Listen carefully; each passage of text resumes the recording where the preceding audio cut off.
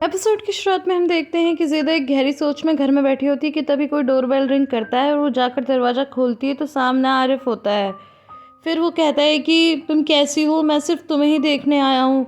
तो कहती है कि बस कैसी हूँ देख रहे हो तुम, बस सांसें चल रही हैं मेरी। फिर आरिफ कहता है कि वो आदमी जो आया था वो एमरे है, बाहर का बॉस। तो ज़ेदा कहती है कि हाँ मुझे पता है। तो कहता है कि तुम्हें कैसे पता? तो वो बोलती है तुम्हें क्या लेना देना, कैसे पता कैसे पता। फिर ज़ेदा पूछती है कि वो एमरे यहाँ क्यों आया था। तो आरिफ उसे बताता है कि वो बाहर का पूछ रहा था क्योंकि वो एक ही दिन जॉब करके आई और फिर दोबारा नहीं गई। तो वो बोल रहा था कि उसके लिए जॉब अभी भी है, अगर वो चाहे तो आके काम कर सकती है। तो वो कहती है कि अच्छा अच्छा। इसके बाद हम एमरे को अपने कॉफी शॉप पे देखते हैं जहाँ वो अपनी कजन को बताता है कि मैं वहाँ बाहर का पता करने गया था, पर पता है मुझे कौन मिला? ज़ेदा मिली। तो कहती है ज़ेदा वो कौन है? तो कहता है कि अच्छा हाँ तुम कैसे जानोगी, तुम तो छोटी थी ना उस वक्त। ज़ेदा वही लड़की जो पेड़ों पर चढ़ जाती थी, अक्सर हमारे ऊपर फल फेंका करती थी। तो वो कहती है अरे मुझे याद है जिसके साथ खेलने के लिए तुम्हारी मॉम मना करती थी। कहता है हाँ वही। नेक्स्ट सीन में हम देखते हैं कि बाहर अपने बच्चों के साथ खेल रही होती है और पेरिल भी उन्हें वहीं बैठकर देख रही होती है। थोड़ी देर में बाहर सार्प से कहती है कि सार्प क्या मेरा फ़ोन चार्ज हो गया, मुझे बात करनी है। तो सार्प कहता है कि हाँ हाँ मैंने उसे चार्जर पे लगाया था, अभी लेकर आता हूँ देखो। फिर वो उसे चार्जर से निकाल कर फ़ोन देता है और कहता है कि बाहर प्लीज़ थोड़ी लिमिटेड बात करना और एक ही कॉल करना है, एक से ज़्यादा कॉल मत करना प्लीज़। अब नेक्स्ट सीन में हम देखते हैं कि मिस्टर एनवर और मिसेस हतीजे बिल्कुल उदास बैठे होते हैं कि तभी वहाँ शीरीन आती है और कहती है कि क्या मैं आप लोगों के लिए कॉफ़ी बनाऊँ। तो मिस्टर एनवर कहते हैं कि नहीं नहीं मुझे नहीं पीनी कॉफ़ी। फिर मिसेस हतीजे बोलती है कि एनवर क्या आप ओस्मान का पॉट ले आओगे, उनका बड़ा है, कल के लिए मैं हलवा बना दूंगी, हमारा तो छोटा सा पॉट है। तो कहते हैं कि ठीक है। इतने में मिस्टर एनवर को कॉल आता है जो कि बाहर करती है। तो वो कहते हैं कि इस पे तो प्राइवेट नंबर लिखा हुआ है और इतने वो उठाते उतने कॉल कट हो जाता है। मिसेस हतीजे कहती हैं कि शायद बाहर का कॉल होगा, एक बार ट्राई करो। तो इतने में वो फिर आरिफ को कॉल करती है। तो आरिफ उसकी आवाज़ सुनते ही कहता है कि बच्चे कैसे हैं, तुम कैसी हो? और कहती है कि देखो मैं बिल्कुल ठीक हूँ और ये बात तुम सबको बता देना क्योंकि मैं सबको कॉल करके नहीं बता सकती। तो आरिफ बहुत ही ज़्यादा शॉक भी होता है और खुश भी होता है। कहती है कि वहाँ पर सब कुछ ठीक है ना, हम लोग जब वहाँ से चले आए थे तो तुम में से किसी को कोई परेशानी तो नहीं हुई? ये सुनकर वो ऊपर की तरफ देखने लगता है और उसे येलिस की याद आती है, लेकिन वो कहता है कि नहीं नहीं यहाँ पर सब ठीक है।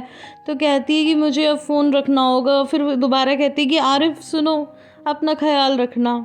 तो वो कहता है कि तुम भी अपना ख्याल रखना। फिर वो बोलती है कि मुझे पता नहीं कितने समय तक मुझे यहाँ पे रहना पड़ेगा। नेक्स्ट सीन में हम शीरीन को किचन में देखते हैं जहाँ पर मिसेस हतीजे भी आ जाती हैं और कहती हैं कि बेटा कोई खाना मत लगाओ क्योंकि हमें भूख नहीं है। लेकिन शीरीन कहती है कि नहीं नहीं ऐसा नहीं चलेगा, आप लोगों ने बहुत देर से कुछ भी नहीं खाया, आप लोग खाना खा लीजिए। देखिए ना मॉम अब तो बाहर भी बिल्कुल ठीक है। तो वो कहती हैं कि थैंक गॉड कि कम से कम बाहर तो ठीक है, बच्चे तो ठीक हैं और तुम्हारे पापा तो अलग ही ऑब्सेशन में हैं, वो पीछे पड़े हैं कि ज़ेदा वहाँ जाकर गाना नहीं गाएगी, स्टेज परफॉर्म नहीं करेगी, जैसे कि हमारे चाहने से कुछ होता है, ज़ेदा को तो जाना ही पड़ेगा। तो शीरीन बोलती है ओ मॉम ऐसे लोगों के लिए तो ये रोज़ की बात है, आपको पता है नाइट क्लब में तो न जाने कितने लोग ऐसे ही समाप्त होते रहते हैं, ज़ेदा थोड़े दिन तक याद करेगी फिर सब भूल जाएगी। ये सब सुनकर मिसेस हतीजा उसे चौंक कर देखने लगती हैं और फिर वो कहती है कि मैं पापा को भी बुला लेती हूँ। एक सीन में हम बाहर को किचन में काम करते हुए देखते हैं तो तभी वहाँ पर पेरिल आ जाती है और वो कहती है कि तुम्हें ये सब करने की ज़रूरत नहीं है, लैला है वो सब कर देगी। लेकिन बाहर कहती है कि नहीं नहीं इसकी ज़रूरत नहीं है, मैं तो खुद ही खाना बना लेती हूँ। तो पेरिल कहती है कि मैं तुम्हारी मदद कर देती हूँ। तो कहती है नहीं नहीं इसकी भी ज़रूरत नहीं है, मैं संभाल लूँगी। तो पेरिल कहती है ठीक है फिर जैसा तुम्हें अच्छा लगे। नेक्स्ट सीन में हम देखते हैं कि बच्चे खेल रहे होते हैं और वहीं पर सार्प सीढ़ियों पर बैठा होता है। तो इतने में पेरिल आती है और कहती है कि मैं अली और उमर को देख कर आती हूँ और फिर चली जाती है। तो इसके बाद डोरुक कहता है कि पापा क्या आप भी हमारे साथ पजल खेलना चाहोगे? तो वो कहता है कि बेटा मैं क्यों नहीं खेलना चाहूँगा। तो फिर कहता है कि ठीक है आप भी हमारे साथ आ जाओ। फिर सार्प भी दोनों बच्चों के साथ मिलकर पजल बनाने लगता है और बीच बीच में डोरुक को प्यार करने लगता है। तो ये सब पेरिल भी देखती है और बहुत ही उदास होती है। नेक्स्ट सीन में हम ज़ेदा को देखते हैं जो फिर से एक बार येलिस वाले रूम में आती है और वहाँ पर वही फ्रॉक रखी होती है जिसे देखकर वो वापस रोने लगती है और तैयार होकर वो क्लब में जा रही थी। नेक्स्ट सीन में हम देखते हैं कि लैला रूम में आती है और वहाँ पर पेरिल पहले से ही मौजूद होती है। तो वो पूछती है कि अली और उमर कैसे हैं। तो वो कहती है कि वो तो खेल रहे हैं, मैं उन्हीं के लिए कपड़े ले जा रही हूँ। तो पेरिल कहती है कि देखो अब यहाँ पर 2 बच्चे और हैं। तो लैला कहती कि हाँ हाँ, आपको कुछ भी कहने की ज़रूरत नहीं है, मैं समझ गई। तो वो कहती कि ज़रा उनका भी ध्यान रखना। नेक्स्ट सीन में बाहर गाजर घिस रही होती है और तभी वहाँ पर सार्प आ जाता है और कहता है कि लैला बना देगी, तुम्हें परेशान होने की ज़रूरत नहीं है। तो वो कहती कि नहीं नहीं, अपने बच्चों के लिए खाना हमेशा मैं ही बनाती हूँ और मैं ही बनाऊँगी।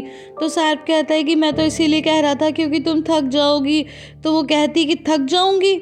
मैं 5 साल से भाग दौड़ कर रही हूँ, इतना सब कुछ कर रही हूँ, एक एक काम मैं अपने बच्चों का खुद ही कर रही हूँ अकेले, तो तब मैं थक नहीं गई थी? अब तुम्हें याद आया है? एक खाना बनाने से मैं थक नहीं जाऊंगी। तो सार्प कहता है कि हाँ, तुम ठीक ही कह रहे हो। एंड गाइस, यहाँ पर मैं एक बात बोलना चाहती हूँ कि जब से सार्प बाहर को यहाँ लेके आया तब से मुझे तो कहानी थोड़ी बोरिंग लग रही है। मुझे तो कहानी वहाँ पर अच्छी लगती थी जब तरियावाशी में रहती थी बाहर। अब जब तक वो तरियावाशी में वापस नहीं जाएगी तब तक तो झेलनी पड़ेगी ये कहानी। वैसे आप लोग क्या सोचते हो मुझे कॉमेंट सेक्शन में जरूर बताना। अभी निशान सार्प को आवाज लगाती है तो बाहर कहती है कि तुम जाकर बच्चों को संभालो, तुम मेरे लिए बस एक यही काम कर सकते हो। फिर हम दोनों बच्चों को खेलता हुआ देखते हैं और तभी वहाँ सार्प आ जाता है। थोड़ी देर में पेरिल भी वहाँ आ जाती है और कहती है कि मैं अली और उमर को सुलाने जा रही हूँ, क्या तुम उन्हें गुड नाइट कहने आना चाहोगे? तो कहता है कि हाँ बिल्कुल। तो उसके बाद डोरुक कहता है कि तो क्या वो दोनों हमारे साथ खाना खाने नहीं आएंगे? तो फिर पेरिल कहती है कि वो लोग अपना खाना खा चुके हैं, वो छोटे छोटे हैं ना इसलिए वो जल्दी सो जाते हैं। तो फिर निशान बोलती है कि पापा हम कहाँ पर सोएंगे? तो वो कहता है कि बेटा तुम अपनी मॉम के साथ सोना, अब तो हीटर लग गया है ना, कल तो हीटर नहीं था इसलिए सब एक साथ यहाँ पर सो रहे थे। और डोरुक बोलता है अली उमर कहाँ सोएंगे? तो वो कहता है कि बेटा वो अपनी लैला दीदी के पास सोएंगे। अभी निशान एकदम से बोलती है कि पापा आप पेरिल आंटी के पास सोओगे? तो वो कहता है कि नहीं नहीं बेटा, मैं तो यहाँ नीचे सोफे पे सोऊंगा। तो वो कहती है क्यों? और तभी पेरिल बोलती है कि हाँ बिल्कुल, मैं भी यही सोच रही हूँ, तो वह वही सोना चाहिए जहाँ तुम हमेशा सोते हो, अपनी पत्नी के पास। क्यों, सही कह रही हूँ ना मैं बाहर? तो बाहर भी बस हाँ कह देती है। उसके बाद डोरुक कहता है लेकिन मैं तो अपने पापा के पास सोना चाहता हूँ, तो क्या मैं आप दोनों के बीच में सो जाऊँ? तो फिर बाहर कहती है कि नहीं नहीं बेटा, लेकिन फिर भी हम ऐसा कर सकते हैं कि मैं यहाँ नीचे सो जाऊंगी और तुम ऊपर अपने पापा के साथ सो जाना, अगर पेरिल आंटी अलाउ कर दे तो। लेकिन पेरिल कहती है कि तुम्हें डिस्टर्ब होने की ज़रूरत नहीं है, मेरा प्यारा डोरुक तो हमारे साथ सो जाएगा, मुझे बहुत खुशी होगी। तो फिर वो कहती है ठीक है। तो फिर ये सुनकर डोरुक बहुत खुश होता है और मुस्कुराने लगता है, फिर दौड़ कर आता है और अपनी मॉम से गले लग जाता है। अब नेक्स्ट सीन में हम ज़ीदा को क्लब में देखते हैं जहाँ पर वो तैयार हो रही है और अपना मेकअप कर रही है। लेकिन गाइस यहाँ उसकी हालत बिल्कुल भी ठीक नहीं है और वो लगातार रोती जा रही है और इसीलिए अपने गम को भुलाने के लिए वो थोड़ा सा पीने लगती है। इसके बाद उसे फिर से येलिस की याद आती है और वो वही दिन याद करती है जिस दिन येलिस गाना गा रही थी और ज़ेदा ने कहा था कि क्या चिक चिक चिक चिक लगा रखी है, बंद करो, मेरा सर में दर्द हो रहा है।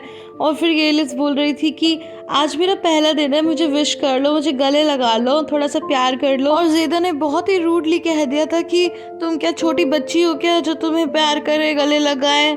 ठीक है अब अच्छे से काम करना। और फिर यही सब सोचकर वो रोने लगती है और कहती है कि ज़ेदा तुम बहुत बेकार हो और ईश्वर तुम्हें कभी माफ़ नहीं करेंगे, कभी माफ़ नहीं करेंगे। इतने में क्लब का ओनर वहाँ आ जाता है। तो ज़ेदा कहती है कि तुम ऐसे कैसे अंदर आ गए? तो वो बोलता है कि ये मेरा क्लब है, मेरा जहाँ मन करेगा मैं आऊँगा जाऊँगा, और ये सब तुमने क्या लगा रखा है? तो वो कहती है कि हाँ मैं ठीक कर रही हूँ। तो वो कहता है कि अगर वो लोग तुम्हारा ऐसा रोता हुआ चेहरा देखेंगे तो फिर वो अपने घर में ही रहेंगे। तो ज़ेदा कहती है ठीक है मैं ठीक कर रही हूँ, और वो फिर से मेकअप करने लगती है लेकिन उसे लगातार रोना आता है। तो वो फिर से थोड़ा सा पीने लगती है और ये सिलसिला लगातार चलता रहता है। एक सीन में हम देखते हैं कि सार्प रूम में आता है और पेरिल से कहता है कि तुम ये सब क्या ड्रामा कर रही हो? तो कहती है ड्रामा कर रही हूँ? तो कहता है हाँ ये सब कुछ जो तुमने थिएटर लगा रखा है। लेकिन इतनी देर में डोरुक वहाँ आ जाता है और वो बहुत ही खुश होता है और मुस्कुराता है। तो सार्प भी उसे देख के बहुत खुश होता है और पेरिल भी मुस्कुराती है। सामने बाहर अपने कमरे के दरवाजे पे खड़ी होती है और फिर बाद में सार्प रूम बंद कर देता है। तो उसके बाद बाहर भी अपने रूम में चली जाती है। तो निशान कहती है कि मॉम डोरुक चला गया? तो वो कहती है कि हाँ वो उन लोगों के पास सोने चला गया। तो कहती है एकदम स्टूपिड लड़का है वो। तो फिर बाहर कहती है बेटा ऐसे नहीं कहते अपने भाई के बारे में। तो वो बोलती है वो स्टूपिड नहीं है, बस अपने पिता को बहुत ज़्यादा मिस करता है कि वो उनके साथ ही सोना चाहता है और मैं नहीं चाहती कि वो गिल्ट महसूस करे अपने पिता के पास सोने के लिए। तो वो कहती है कि मॉम फिर आपका क्या, आप तो उदास हो ना क्योंकि वो चला गया। बाहर कहती कि नहीं बेटा, मैं इसीलिए उदास नहीं हूँ, जो बात तुम दोनों को खुशी पहुँचाए मैं भी उसी में खुश हूँ। एंड गाइस यहाँ पर मैं बहुत इमोशनल हो गई थी क्योंकि मुझे अपनी मॉम की याद आ गई। वो अभी मेरे पास नहीं है और वो हिमाचल में फंस गई है बारिश की वजह से। आप लोग प्लीज़ प्रे कीजिए कि ये बारिश बंद हो जाए और मम्मी जल्दी घर आ जाए। फिर निशान बोलती है कि मॉम, मैंने आपको बताया था ना कि मैंने अपने सपने में येलिस आंटी को देखा था, तो आपने भी कहा था कि आपने उन्हें देखा था, तो आपने अपना सपना नहीं बताया। तो कहती है अच्छा मैंने तुम्हें नहीं बताया मैंने क्या सपना देखा था। तो फिर वो कहती है कि मॉम वो छोड़िए, ये बताइए कि आप पहली बार येलिस आंटी से कब मिली। तो कहती है अरे मैंने तुम्हें अब तक नहीं बताया। फिर वो वही दिन याद करने लगती है जब वो पहली बार येलिस से मिली थी और कहती है कि तुम्हें पता है मैं कहाँ मिली थी, फायर एस्केप वाली जगह पे। और गाइस वही सीन दिखाया जाता है जहाँ सीढ़ियों पे बाहर बैठी थी और अपना बर्गर खा रही थी और येलिस ने उसे कहा था कि मैं तुम्हें कब से आवाज़ दे रही थी, तुमने सुना नहीं, मेरे 2 बच्चे हैं वगैरह वगैरह। अब नेक्स्ट सीन में हम ज़ेदा को परफॉर्म करता हुआ देखते हैं और तभी वहाँ पर आरिफ आ जाता है उसे अप्रिशिएट करने के लिए। लेकिन ज़ेदा के चेहरे पर उदासी साफ नजर आती है और थोड़ी देर में वहाँ पर येलिस नजर आती है मुस्कुराते हुए, जिसे देखकर वो बहुत खुश होती है। दूसरी तरफ हम डोरुक को देखते हैं जो अपने पापा से चुपट कर सो रहा होता है और पेरिल उसे देख रही होती है। हम येलिस का हंसता मुस्कुराता हुआ चेहरा देखते हैं। मगर इतना ही नहीं, थोड़ी देर में बाहर भी आ जाती है जो आरिफ के गले मिलती है और दोनों बहुत ही खुश होते हैं। और इधर उसे मिस्टर एनवर भी आते हुए दिखाई देते हैं और साथ में मिसेस हतीजे भी। ये सब देखकर वो बहुत खुश होती है और मुस्कुराकर गाने लगती है और हमें बहुत ही हंसता खिलखिलाता हुआ चेहरा दिखाई देता है येलिस का। लेकिन थोड़ी देर में उसे कॉफिन नजर आता है एंड गाइस ये देखते ही उसका शरीर कांपने लगता है और वो बहुत ज्यादा डर जाती है, यहाँ तक कि वो लड़खड़ाकर सीधा वहीं पे गिर पड़ती है। और ये देखकर आरिफ उसके पास भागता है और उसे संभालने की कोशिश करता है। एंड गाइस अगर आप अभी भी नहीं समझे तो मैं आपको बता दूं कि ये सब बस ज़ेदा का एक हेलोसिनेशन ही है। गाइस आई होप आपको ये वीडियो पसंद आई होगी। अगर पसंद आई है तो इसे लाइक शेयर एंड कमेंट करना बिल्कुल भी ना भूलें। फिर मिलती हूँ अगली वीडियो में, तब तक के लिए bye bye and take care.